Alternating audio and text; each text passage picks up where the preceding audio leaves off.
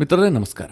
ಮಿತ್ರರೇ, ಭಾರತ ಮತ್ತು ಅಮೆರಿಕದ ನಡುವೆ ಈ ತೆರಿಗೆ ಯುದ್ಧ ನಡೀತಾ ಇದೆಯಲ್ಲ, ಈ ಕುರಿತಾಗಿ ಒಂದಷ್ಟು ಮೇಜರ್ ಡೆವಲಪ್ಮೆಂಟ್ಗಳಾಗಿದ್ದಾವೆ. ಒಂದು ಕಡೆ ಟ್ರಂಪ್ ಹೇಳಿದ್ದಾರೆ ಭಾರತದೊಂದಿಗೆ ಇನ್ನು ಮುಂದೆ ಮಾತುಕತೆಯೇ ಇಲ್ಲ ಅಂತ. ಇದು ಅನೇಕ ಪ್ರಶ್ನೆಗಳನ್ನು ಹುಟ್ಟಾಕಿದೆ. ಯಾಕೆಂತಂದ್ರೆ ಇದೇ ಫೆಬ್ರವರಿ 25ನೇ ತಾರೀಕು ಭಾರತಕ್ಕೆ ಅಮೆರಿಕದ ನಿಯೋಗ ಬರಬೇಕಾಗಿತ್ತು, ಮಾತುಕತೆ ನಡಿಬೇಕಾಗಿತ್ತು. ಇದೆಲ್ಲ ನಿಗದಿಯಾಗಿರುವಂತಹ ಸಂದರ್ಭದಲ್ಲಿ ಟ್ರಂಪ್ ಕೊಟ್ಟಂತಹ ಈ ಸ್ಟೇಟ್ಮೆಂಟ್ ಇದೆಯಲ್ಲ, ಹೀಗಾಗಿ ಭಾರತ ಮತ್ತು ಅಮೆರಿಕದ ನಡುವೆ ಮಾತುಕತೆ ಆಗತ್ತಾ, ಅಮೆರಿಕದ ನಿಯೋಗ ಬರುತ್ತಾ, ಇದೆಲ್ಲದರ ಬಗ್ಗೆ ಒಂದು ಪ್ರಶ್ನಾರ್ಥಕ ಚಿಹ್ನೆ ಮೂಡಿದೆ. ಮಿತ್ರರೇ, ಈ ಬಗ್ಗೆ ನಿಮಗೆ ಡೀಟೇಲ್ ಆಗಿ ಹೇಳ್ತೀನಿ ಏನಾಗಬಹುದು ಅಂತ.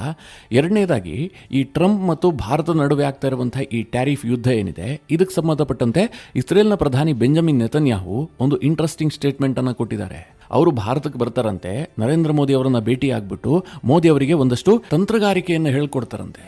ಯಾವುದರ ಕುರಿತಾಗಿ ಅಂತಂದ್ರೆ ಟ್ರಂಪ್ ಅವರನ್ನು ಹ್ಯಾಂಡಲ್ ಮಾಡೋದು ಹೇಗೆ ಅಂತ. ಬಹಳ ಇಂಟ್ರೆಸ್ಟಿಂಗ್ ವಿಚಾರ. ಅದರ ಬಗ್ಗೆಯೂ ಕೂಡ ನಿಮಗೆ ಡೀಟೇಲ್ ಆಗಿ ತಿಳಿಸ್ಕೊಡ್ತೀನಿ. ಇದೆಲ್ಲದರ ನಡುವೆ ನಿನ್ನೆ ಒಂದು ಸುದ್ದಿಯನ್ನು ಬಹಳಷ್ಟು ಹರಡಲಾಗ್ತಾ ಇತ್ತು. ಅದೇನು ಕೇಳಿದ್ರೆ, ಭಾರತ ಅಮೆರಿಕದೊಂದಿಗಿನ ಎಲ್ಲ ರಕ್ಷಣಾತ್ಮಕ ಒಪ್ಪಂದವನ್ನು ಕ್ಯಾನ್ಸಲ್ ಮಾಡ್ಕೊಳ್ತಾ ಇದೆ. ಭಾರತದಿಂದ ಇನ್ನು ಮುಂದೆ ಯಾವುದೇ ಶಸ್ತ್ರಾಸ್ತ್ರವನ್ನು ಖರೀದಿ ಮಾಡೋದಿಲ್ಲ, ಅದಕ್ಕೆಲ್ಲ ಭಾರತ ಬ್ರೇಕ್ ಹಾಕ್ತಾ ಇದೆ. ಹಾಗೆ ರಾಜನಾಥ್ ಸಿಂಗ್ ಅವರು ಅಮೆರಿಕ ಪ್ರವಾಸವನ್ನು ಕೈಗೊಳ್ಳಬೇಕಾಗಿತ್ತು, ಅದನ್ನು ಕೂಡ ದಿಢೀರಂತ ರದ್ದುಪಡಿಸಲಾಗಿದೆ. ಭಾರತ ಅಮೆರಿಕಕ್ಕೆ ಸೆಡ್ ಹೊಡೆದು ಬಿಡ್ತು. ಈ ರೀತಿಯ ಸುದ್ದಿಗಳನ್ನು ಅಮೆರಿಕದ ಪತ್ರಿಕೆಗಳಲ್ಲೇ ಪ್ರಕಟಿಸಲಾಗ್ತಾ ಇತ್ತು. ಅದನ್ನು ಭಾರತದ ಕೆಲ ಮಾಧ್ಯಮಗಳು, ಕೆಲ ಯೂಟ್ಯೂಬರ್ಸ್ ಎಲ್ಲರೂ ಕೂಡ ಸುದ್ದಿಯನ್ನು ಮಾಡೋದಕ್ಕೆ ಶುರು ಮಾಡಿದ್ರು. ಮಿತ್ರರೇ, ಅಸಲಿ ಸತ್ಯ ಬೇರೆಯದ್ದೇ ಇದೆ. ಭಾರತ ಸರ್ಕಾರ ಇದಕ್ಕೆ ಸ್ಪಷ್ಟನೆಯನ್ನು ಕೂಡ ಕೊಟ್ಟಿದೆ. ಇದೆಲ್ಲದರ ಬಗ್ಗೆ ಈ ವಿಡಿಯೋದಲ್ಲಿ ನಿಮಗೆ ಡೀಟೇಲ್ ಆದಂಥ ಮಾಹಿತಿಯನ್ನು ಕೊಡ್ತೀನಿ. ನೀವು ಈ ವಿಡಿಯೋನ ಕೊನೆವರೆಗೂ ಮಿಸ್ ಮಾಡದೆ ನೋಡಿ. ನಿಮಗೆಲ್ಲ ಗೊತ್ತಿರುವ ಹಾಗೆ ಟ್ರಂಪ್ ಈಗಾಗಲೇ ಭಾರತದ ಮೇಲೆ 50% ಟ್ಯಾರಿಫ್ ಅನ್ನು ವಿಧಿಸಿದ್ದಾರೆ. ಮೊದಲಿಗೆ 25%, ನಂತರ 25% ಪೆನಾಲ್ಟಿ.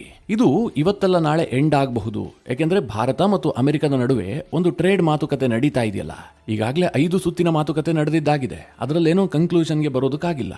ಹೀಗಾಗಿ ಆಗಸ್ಟ್ 25ನೇ ತಾರೀಕು ಅಮೆರಿಕದ ಒಂದು ನಿಯೋಗ ಭಾರತಕ್ಕೆ ಭೇಟಿ ಕೊಡುತ್ತೆ. ಭಾರತದಲ್ಲಿ ಮುಕ್ತವಾದಂತಹ ಚರ್ಚೆ ನಡೆಯುತ್ತೆ. ಅದಾದ ಬಳಿಕ ಎರಡೂ ದೇಶಗಳು ಒಮ್ಮತದ ನಿರ್ಧಾರಕ್ಕೆ ಬರುವಂತಹ ಸಾಧ್ಯತೆಗಳಿದೆ. ಹೀಗಾಗಿ ಟ್ರಂಪ್ ಅವರ ಟ್ಯಾರಿಫ್ ಎಂಡ್ ಆಗಬಹುದು ಅನ್ನುವಂತಹ ನಿರೀಕ್ಷೆ ಇತ್ತು.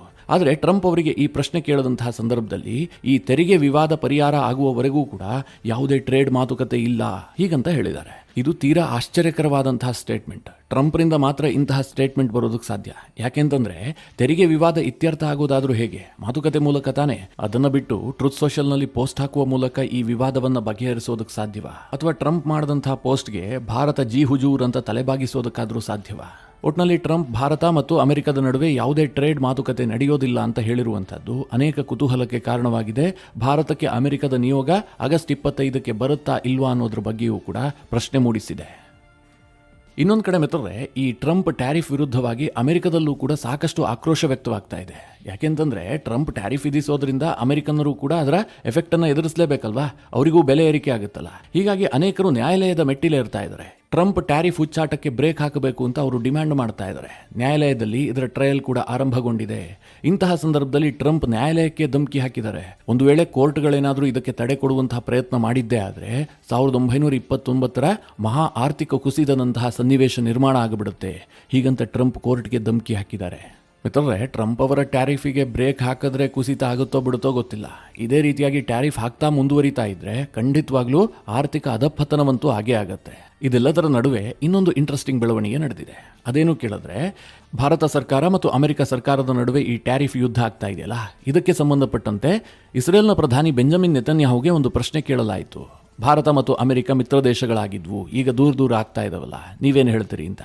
ಅದಕ್ಕೆ ನೆತನ್ಯಾಹು ಬಹಳ ಇಂಟ್ರೆಸ್ಟಿಂಗ್ ಉತ್ತರ ಕೊಟ್ಟಿದ್ದಾರೆ. ಟ್ರಂಪ್ ಅವರನ್ನ ಹ್ಯಾಂಡಲ್ ಮಾಡೋದು ಹೇಗೆ ಅಂತ ನರೇಂದ್ರ ಮೋದಿ ಅವರಿಗೆ ನಾನೊಂದಷ್ಟು ಸಲಹೆಯನ್ನು ಕೊಡ್ತೀನಿ.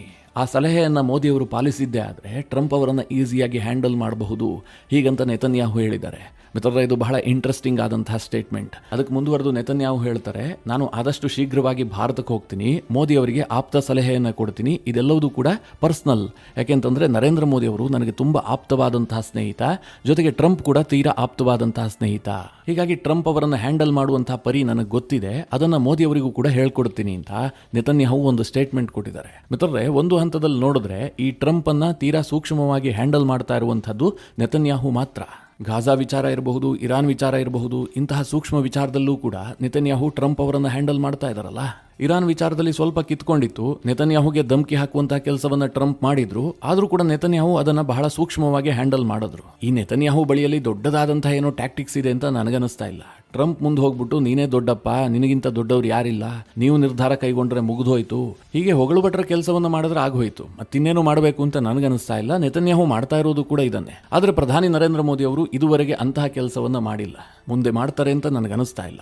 ಉದಾಹರಣೆಗೆ ಹೇಳಬೇಕು ಅಂತಂದ್ರೆ ಆಪರೇಷನ್ ಸಿಂಧೂರ ಆದಂತಹ ಸಂದರ್ಭದಲ್ಲಿ ಟ್ರಂಪ್ ನಾನೇ ಯುದ್ಧ ನಿಲ್ಲಿಸಿದ್ದು ಅಂತ ಪದೇ ಪದೇ ಹೇಳ್ತಾ ಇದ್ದಾರೆ. ಇದುವರೆಗೆ 32-33 ಬಾರಿ ಹೇಳಿಕೊಂಡಿದ್ದಾರೆ. ಆದರೆ ಭಾರತ ಸರ್ಕಾರ ಅದನ್ನು ರಿಜೆಕ್ಟ್ ಮಾಡಿದೆ. ನರೇಂದ್ರ ಮೋದಿ ಅವರು ಕರೆ ಮಾಡಿಬಿಟ್ಟು ಹೇಳಿದ್ದಾರೆ ನೀವೇನು ಯುದ್ಧ ನಿಲ್ಲಿಸಿಲ್ಲ ಅಂತ. ಅಷ್ಟೇ ಯಾಕೆ, ಟ್ರಂಪ್ ಕೊಟ್ಟಂತಹ ಇನ್ವಿಟೇಷನ್ ಅನ್ನ ಮೋದಿ ರಿಜೆಕ್ಟ್ ಮಾಡಿದ್ದಾರೆ, ನಾನು ಬರೋದಕ್ಕಾಗೋದಿಲ್ಲ ಅಂತ. ಹೀಗಾಗಿ ನೆತನ್ಯಾಹು ಅಂತಹ ಸಲಹೆಗಳನ್ನೇನಾದರೂ ಮೋದಿ ಅವರಿಗೆ ಕೊಟ್ಟರೆ ವರ್ಕೌಟ್ ಆಗ್ಲಿಕ್ಕಿಲ್ಲ. ಇದೆಲ್ಲದರ ನಡುವೆ ರಾಯ್ಟರ್ ಸುದ್ದಿ ಸಂಸ್ಥೆ ಒಂದು ದೊಡ್ಡ ಗೊಂದಲಕಾರಿ ಸುದ್ದಿಯನ್ನು ಪ್ರಕಟಿಸಿತು. ಇದು ನಿನ್ನೆ ಪೂರ್ತಿ ದಿನ ಬಹಳಷ್ಟು ಸದ್ದು ಮಾಡಿತು. ಅದೇನು ಕೇಳಿದ್ರೆ, ಭಾರತ ಅಮೆರಿಕದಿಂದ ಇನ್ಮುಂದೆ ಶಸ್ತ್ರಾಸ್ತ್ರವನ್ನು ಖರೀದಿ ಮಾಡೋದಿಲ್ಲ, ಈ ಟ್ರೇಡ್ ವಾರ್ ಅನ್ನ ಇನ್ನೊಂದು ಹಂತಕ್ಕೆ ತೆಗೆದುಕೊಂಡು ಹೋಗೋದಕ್ಕೆ ಭಾರತ ನಿರ್ಧಾರ ಮಾಡಿಬಿಡ್ತು, ಅಮೆರಿಕಕ್ಕೆ ಸೆಡ್ ಹೊಡೆದ್ಬಿಡ್ತು. ಭಾರತದ ರಕ್ಷಣಾ ಸಚಿವ ರಾಜನಾಥ್ ಸಿಂಗ್ ಇದೇ ತಿಂಗಳ ಅಂತ್ಯದಲ್ಲಿ ಅಮೆರಿಕ ಪ್ರವಾಸವನ್ನು ಕೈಗೊಳ್ಳಬೇಕಾಗಿತ್ತು. ಮಹತ್ವದ ಒಪ್ಪಂದಗಳಾಗೋದಕ್ಕಿದ್ವು, ಅದೆಲ್ಲವುದನ್ನು ಭಾರತ ಹೋಲ್ಡ್ ಮಾಡಿದೆ. ರಕ್ಷಣಾ ಮಂತ್ರಿಯವರ ಪ್ರವಾಸ ರದ್ದಾಗಿದೆ.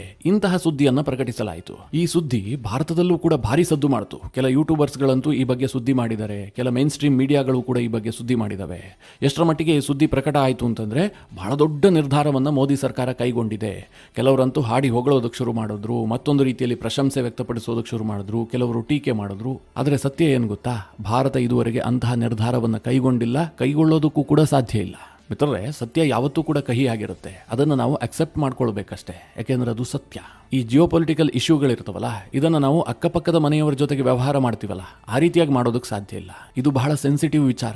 ಅಮೆರಿಕದವರು ತೆರಿಗೆ ಹಾಕ್ಬಿಟ್ರಾ, ನಾವು ವ್ಯಾಪಾರ ಮಾಡೋದಿಲ್ಲ, ಎಲ್ಲ ಡಿಫೆನ್ಸ್ ಡೀಲ್ಗಳು ಕೂಡ ಕ್ಯಾನ್ಸಲ್, ಹೀಗೆಲ್ಲ ಭಾರತ ಸರ್ಕಾರ ವರ್ತಿಸೋದಕ್ಕೆ ಸಾಧ್ಯವೇ ಇಲ್ಲ. ಅದು ಅಲ್ಲದೆ ಭಾರತ ಒಂದು ಜವಾಬ್ದಾರಿಯುತವಾದಂತಹ ದೇಶ. ಇದಕ್ಕೂ ಮುಂದುವರೆದು ಹೇಳಬೇಕು ಅಂತಂದ್ರೆ, ಭಾರತ ಯೂ ಟರ್ನ್ ತೆಗೆದುಕೊಳ್ಳುವಂತಹ ಸ್ಥಿತಿಯಲ್ಲೇ ಇಲ್ಲ. ಮಿತ್ರರೇ, ಇದ್ರ ಬಗ್ಗೆ ಸ್ವಲ್ಪ ನಿಮಗೆ ಡೀಟೇಲ್ ಆಗಿ ಹೇಳ್ತೀನಿ, ಯಾವ ಸ್ಥಿತಿಯಲ್ಲಿ ಭಾರತ ಇದೆ ಅಂತ. ಇವತ್ತು ನಾವು ಅನೇಕ ವಿಧವಾದಂತಹ ರಕ್ಷಣಾ ಉಪಕರಣಗಳನ್ನು ಬೇರೆ ಬೇರೆ ದೇಶಗಳಿಂದ ತರಿಸ್ಕೊಳ್ತೀವಿ. ರಷ್ಯಾ, ಫ್ರಾನ್ಸ್, ಇಸ್ರೇಲ್, ಅಮೆರಿಕ, ಹೀಗೆ ಬೇರೆ ಬೇರೆ ದೇಶಗಳಿಂದ ನಾವು ತರಿಸ್ಕೊಳ್ತೀವಿ. ಇಂತಹ ಸಂದರ್ಭದಲ್ಲಿ ಆ ದೇಶಗಳೊಂದಿಗೆ ಸಡನ್ ಆಗಿ ನಾವು ಸಂಬಂಧವನ್ನು ಹಾಳು ಮಾಡ್ಕೊಳ್ಳೋದಕ್ಕೆ ಸಾಧ್ಯ ಇಲ್ಲ. ಯಾಕೆ ಅಂತಂದ್ರೆ, ಈ ರಕ್ಷಣಾ ಉಪಕರಣಗಳನ್ನು ನಾವು ಒಂದು ದೇಶದಿಂದ ಬೈ ಮಾಡ್ತಾ ಇದೀವಿ ಅಂತಂದ ಮೇಲೆ ಅವ್ರ ಮೇಲೆ ನಾವು ಸಾಕಷ್ಟು ಡಿಪೆಂಡ್ ಆಗ್ಬಿಡ್ತೀವಿ. ಈ ದೇಶಗಳ ನಡುವೆ ಏನೇ ಹರ್ಡಲ್ಸ್ ಬಂದರೂ ಕೂಡ ನಾವು ಅದನ್ನ ಇತ್ಯರ್ಥ ಮಾಡಿಕೊಂಡು ಮುಂದೆ ಸಾಗಬೇಕೇ ಹೊರತು ಯೂ ಟರ್ನ್ ತೆಗೆದುಕೊಳ್ಳೋದಕ್ಕೆ ಸಾಧ್ಯ ಇಲ್ಲ.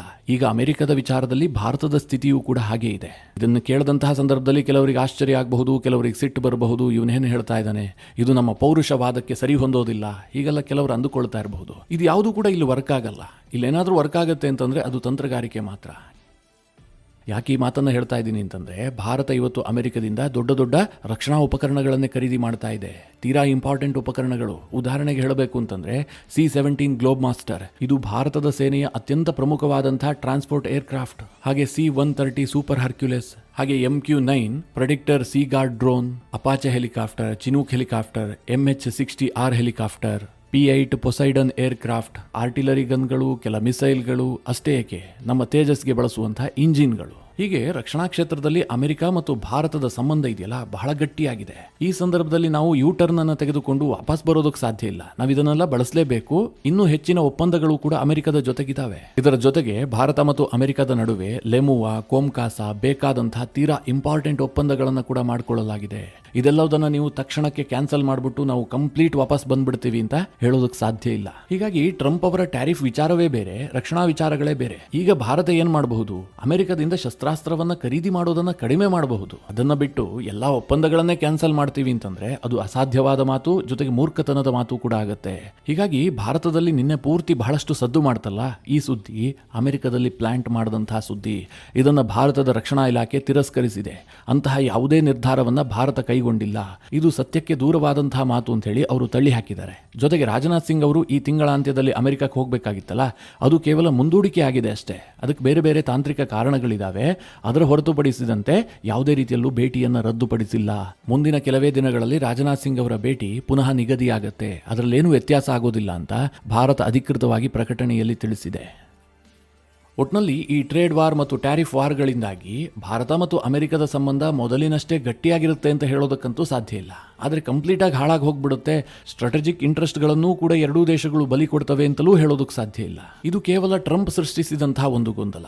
ಇದು ಇವತ್ತಲ್ಲ ನಾಳೆ ಇತ್ಯರ್ಥ ಆಗಲೇಬೇಕು, ಇತ್ಯರ್ಥ ಆಗತ್ತೆ. ಟ್ರಂಪ್ ಈಗ ಬಯಸ್ತಾ ಇರೋದೇನು ಕೇಳಿದ್ರೆ ಭಾರತದೊಂದಿಗೆ ಅಮೆರಿಕಾಗೆ ಫೇವರ್ ಆದಂತಹ ಒಂದು ಟ್ರೇಡ್ ಡೀಲ್. ಆದರೆ ಈಗಾಗಲೇ ಭಾರತದ ಪ್ರಧಾನಿ ನರೇಂದ್ರ ಮೋದಿ ಅವರು ಒಂದನ್ನಂತೂ ಸ್ಪಷ್ಟಪಡಿಸಿದ್ದಾರೆ, ನಾವು ನಮ್ಮ ರೈತರು ಮತ್ತು ಸಣ್ಣ ಉದ್ದಿಮೆದಾರರು ಇವರ ರಕ್ಷಣೆಗೋಸ್ಕರವಾಗಿ ಎಂತಹ ಬೆಲೆಯನ್ನ ಬೇಕಾದರೂ ತೆರೋದಕ್ಕೆ ಸಿದ್ಧ ಅಂತ. ಅಂದ್ರೆ ಅಮೆರಿಕ ಇನ್ನೂ 25% ಟ್ಯಾರಿಫ್ ಅನ್ನ ಅಡಿಷನಲ್ ಆಗಿ ಹಾಕಿದ್ರೂ ಕೂಡ ಅದಕ್ಕೆಲ್ಲ ನಾವು ತಲೆ ಕೆಡಿಸ್ಕೊಳ್ಳೋದಿಲ್ಲ. ಭಾರತದ ಬೆನ್ನೆಲುಬೇ ರೈತರು ಅನ್ನುವಂತಹ ನಿರ್ಧಾರವನ್ನ ಕೇಂದ್ರ ಸರ್ಕಾರ ತೆಗೆದುಕೊಂಡಿದೆ. ಹೀಗಾಗಿ ಈ ವಿಚಾರ ಇನ್ನಷ್ಟು ಡ್ರ್ಯಾಗ್ ಆಗುತ್ತೆ ಹೊರತು ಇಂದಲ್ಲ ನಾಳೆ ಇತ್ಯರ್ಥವಾಗೋದಂತೂ ಸತ್ಯ. ಮಿತ್ರರೇ, ಈ ಎಲ್ಲ ವಿಚಾರಗಳ ಕುರಿತಾಗಿ ನಿಮಗೇನನ್ಸುತ್ತೆ? ನಿಮ್ಮ ಅನಿಸಿಕೆ ಅಭಿಪ್ರಾಯವನ್ನು ಕಮೆಂಟ್ ಮಾಡುವ ಮೂಲಕ ನಮಗೆ ತಿಳಿಸಿ. ಹಾಗೆ ನಿಮಗೆ ಈ ವಿಡಿಯೋ ಇಷ್ಟವಾದರೆ ಲೈಕ್ ಮಾಡಿ. ಜೊತೆಗೆ ನೀವಿನ್ನೂ ನಿಮ್ಮ ನೆಚ್ಚಿನ ಸಂಸ್ಕಾರ ಸೌರಭ ಯೂಟ್ಯೂಬ್ ಚಾನಲ್ನ ಸಬ್ಸ್ಕ್ರೈಬ್ ಮಾಡಿಲ್ಲ ಅಂತಾದರೆ ಈ ಕೂಡಲೇ ಸಬ್ಸ್ಕ್ರೈಬ್ ಮಾಡಿ. ಮುಂದಿನ ಎಲ್ಲ ಅಪ್ಡೇಟ್ಗಳ ನೋಟಿಫಿಕೇಷನ್ಗಾಗಿ ಬೆಲ್